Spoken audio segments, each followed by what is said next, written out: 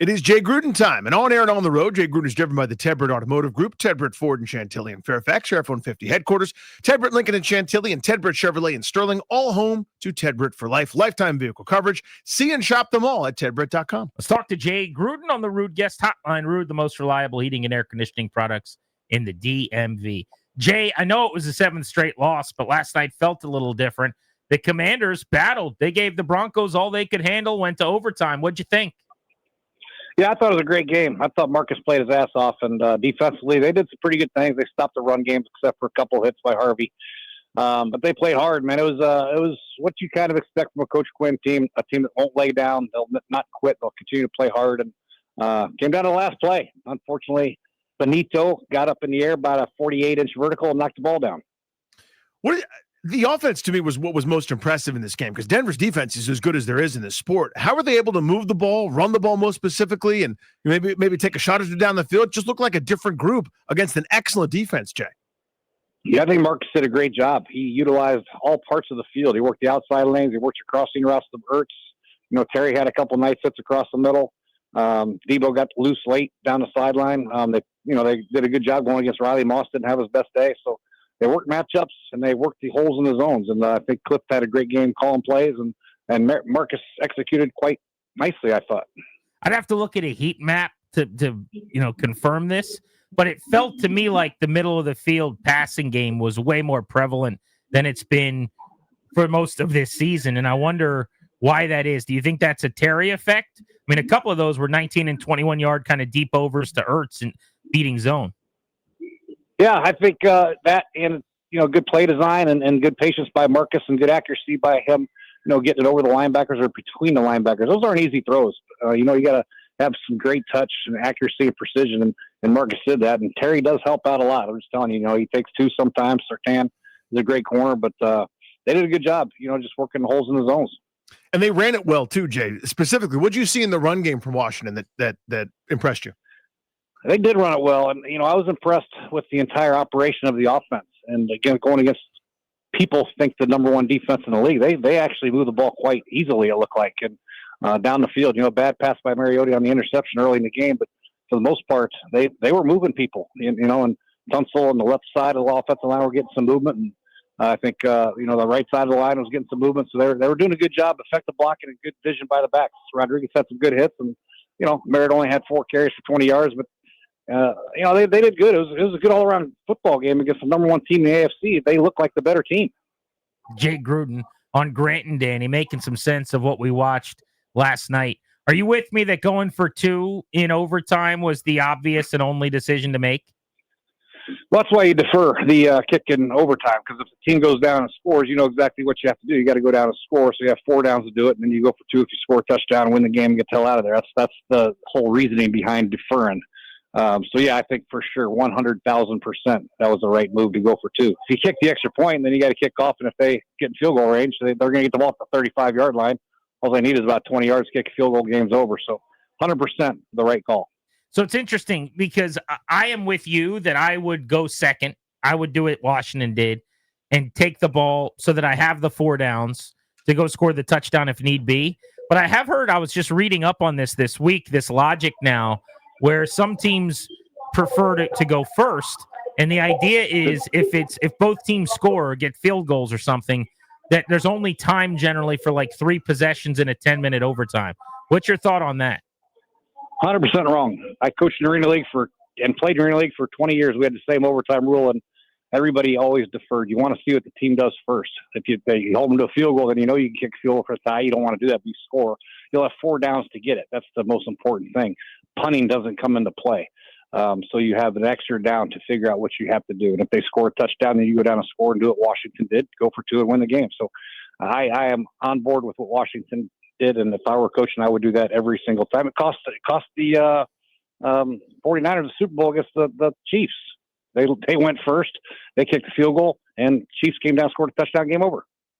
Jay Gruden with us here on G&D. So Joe Witt got, I don't know what you want to call it, demoted, removed his play calling duties, whatever the fancy term is, but he didn't get fired or anything. But he's not calling the defensive plays anymore. Dan Quinn is. They've had 2 games now where, again, I understand they're not playing the 99 Rams or anything, but defensively, they've just looked better in all facets, whether it's tackling, making things a little bit less easy on the opponent, et cetera. What have you seen specifically from this defense, and why do you think it's playing better here these last couple of weeks?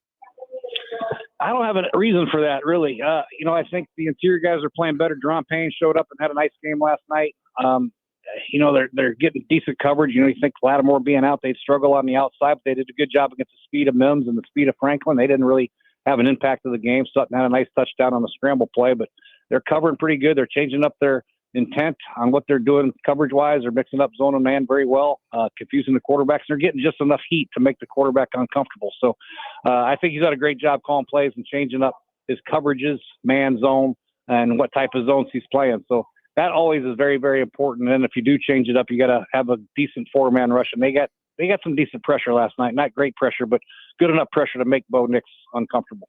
Based on how things have trended, I would think, if you're running the team at the end of the year, you tell them, hey, we're going to have somebody else calling plays next year, right? Is there a path to going back to him this offseason to be your play caller defensively? I think that's up to Coach Quinn, how much he wants on his plate as the head coach and play caller on defense. And I think this is a good test for him. I know he's been a head coach before in Atlanta. I'm not sure if he called defenses in Atlanta, but, it's all coach what he feels comfortable with. Or if he has a play caller that he has in mind that's going to be on the streets. And there'll be 7 or 8 coaches are going to be fired this year in the NFL again, so there's going to be some good coordinators available. So if he finds a coordinator that he likes that calls plays, he'll probably do it. Otherwise, I think he'll do it himself again. How hard is that to both call plays and manage all the logistics of, timeouts and game stuff? I think defensively, probably not quite as hard as offense. I hate to say that just because I'm an offensive guy, but it's very difficult offensively because in between possessions too, you got to be involved in, hey man, this is what we're seeing. This is the blitz we got. We got to pick it up here. We got to make sure we audible here. Here's where your read should have been. Blah blah blah blah. And there's a game going on. Hey coach, you want to challenge this play? So it becomes very difficult to really handle your responsibilities as a coordinator and head coach at the same time. Not many people do it, but it's a lot of guys do it and are very, very successful, but it is difficult. Jay Gruden on Grant and Danny. With the loss, the Commanders now have the 6th pick in the draft this coming year. If there are some studs staring them in the face, would you be inclined to just, take either a wide receiver or some game-changing defensive presence if that's how you evaluate it?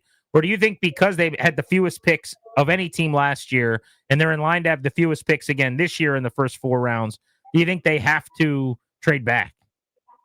Yeah, that's a great question. I think it depends on the stud. It really does. I think if there's a lot of drafts, there's only 7 or 8 really, really good players. If there's only 7 or 8 really good players that can have immediate impact on your team, then I keep it. But if it's kind of like a hodgepodge mix, or maybe you're not sure it's a tackle, he's pretty good, or a defensive lineman, then I probably trade back. But if there's a guy I'm in love with, I'm taking him without a doubt. Jay, a lot of the young guys from last year aren't really getting large roles. Ben Sinnott didn't have a target yesterday, even though they targeted tight ends 16 times. You go through what Johnny Newton's losing snaps to a lot of veterans. I understand he may not be playing that great. And I'm not saying I know football's different than other sports in terms of tanking or whatever, but wouldn't you be able to work those guys in at least a little bit at this point? Or don't you think that's what they should be doing to some degree? Like, I'm not saying, again, you give Ben Sinnott Ertz's target share. He got 13 targets. You can't throw 2 of those, a little screen or something, to the guy that you drafted in the 2nd round last year to try to see what you have here down the stretch as you've already, solidified a losing season? Just give me your thoughts there. Yeah, no, I agree with you 100%. I just, unless Ben has just been a total disappointment in practice and he's not doing very well catching the ball, running routes, and blocking. You don't want to put your team in harm's way, to try to develop a player who's not playing very good. So he's got to earn his reps, and he's got to earn them in practice. He's got to do a good job in practice, make sure he knows his assignments. And when he's asked to do something on scout team, make big plays on scout teams to show that, hey, I deserve some more reps. Right now, I think the reasons he's not playing is Zach is playing pretty good, and probably Ben hasn't cracked the door open with his ability to earn some reps. So it goes both ways, but I do think at some point they got to try to get him in there, see what he has. And some guys actually perform better on game day than they do in practice. So you got to see what kind of guy you have in Ben Sinnott. I think, you get him some reps. Former Washington head coach Jay Gruden here on Grant and Danny. So Shefty came out with a report on Sunday morning, something to the effect of, hey, don't forget Jayden Daniels was limited in practice all week, still hasn't been cleared for contact. Not a guarantee he plays against the Vikings. I felt like that was a little bit of a hedge that maybe we don't see him in Minnesota, which we'll get into later in the show. But my question to you as a coach is, if he's cleared for contact like Wednesday this week, is that an okay trajectory for him to play Sunday, or do you want him to have a full practice of being cleared for contact? Because it's not like you're really getting contact in practice anyway. So is there an amount of days clearance where you'd like to have, or could it happen Saturday and he plays Sunday? I think it could happen whenever it happens, really. The coach's quarterbacks don't get hit in practice anyway. Cleared for contact is just a cool way of saying he's ready to go. So I don't know. I think as long as he's getting some reps in 7-on-7 and some of the team drills, then I think he'll be okay to play. And obviously it depends on how he feels and how he, if he's going to brace up the arm, what he's going to do with his arm. But the way Marcus is playing, maybe they don't rush him back this week. Give him another full week of practice the following week, and then let him finish out. Let him get the major group of reps against the Eagles and Cowboys when they have to play those guys. Jay, their first drive last night, talking about Washington, 4th and 8 from the Denver 39. That's a 56-yard field goal. I understand you don't trust your kicker at this point, who you just dropped someone else for and picked up. But isn't this a great time to see if the young man has grown at all, and maybe he could do something right there? And if he doesn't make it, okay, maybe you're aggressive and maybe you lose. I couldn't believe that. And I also couldn't believe the reaction that it seemed people were totally fine with punting in enemy territory from Denver's 39 right there. Talking about that Washington first possession. Yeah, I think a lot has to do with the confidence they have in the kicker. They just got the kicker, they cut Gay, and they missed, but they've had a bad experience with him. They just got this guy off the streets. I know he's kicked in the NFL before. Or maybe he says, you know what, I don't feel really good about this kick. The wind's in my face a little bit. Working with a new holder. We're better off punting here and backing up the Denver Broncos and playing good defense. So a lot goes into that decision. I don't think going for it was the right call. Sometimes punting and trying to back him up. Tressway is a very good punter. He's very good at pinning people back inside the 10-yard line. So, I think some of it had to do with the kicker saying, you know what, Coach, I'm not really sure about this one. So let's punt. Well, it's also his first kick with a new organization. He's missed a bunch of kicks in his career, and it's tying his career high from 57, which he hasn't done in 3 years. I mean, it's not like it was a 49-yard field goal. So I just think, how do you want to start his career? You want to trot him out there from 57 to miss his first kick and kind of now he's chasing it a little bit? I have no interest in that. For whatever reason, it's always harder. If it was turf, a dome, but that field is hard for kickers for some reason. There's a lot of I'd like somebody to pull up a stat on kickers, 56 to 58-yard field goal attempts in that stadium on that field. I don't think it'd be very high. Yeah, and on that end of the field, too, which is like opposite where you guys come out of the tunnel in the press box, I guess that would be called like the north level end of the field. It's actually, I would guarantee you, I've seen way more misses on that end of the field than the other one. That's true. That's a good point. I'm impressed with your knowledge of kicking. Thank you, Jay. That's why they pay me the not very big tens money. of dollars for that, Jay. That's why they pay me in single digits. Let's bounce around the league really quickly, Jay, before we let you go. I know you're traveling today. You're at the airport. Want to talk NFC North. I have not thought the Bears were going to hold on to win this division, but not only do they lead the North right now, they lead the conference at 9-3. They're the 1 seed after the Rams loss this weekend. Ben Johnson's cooking with grease here. Do you think Chicago hangs on in the North? They still have the lowest odds of all the teams currently in the playoffs to actually make the playoffs, despite being the 1 seed. The style that they're playing with, absolutely they can. They're going to play in cold weather in Green Bay or Chicago or whatever it is later in the year.